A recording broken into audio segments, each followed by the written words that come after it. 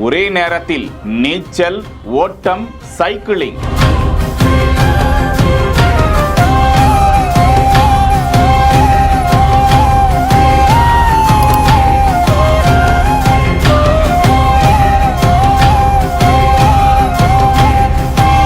கடலுக்குள்ளிருந்து அந்த மனுஷன் நீந்தி வெளியே வந்து அப்படியே ஓடுறாரு.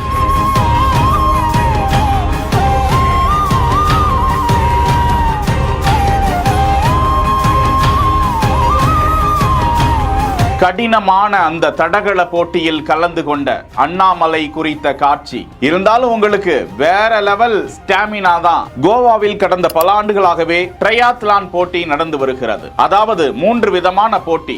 1.9 கிலோமீட்டருக்கு நீச்சல் அடித்து வர வேண்டும், அதுவும் கடலில். அதன் பிறகு அப்படியே கடலில் இருந்து வெளியே வந்த பிறகு 21.1 கிலோமீட்டர் தூரத்திற்கு ஓட்ட பந்தயத்தை ஓடி காட்ட வேண்டும். அதையும் நிற்காமல் ஓடி இருக்கிறார்.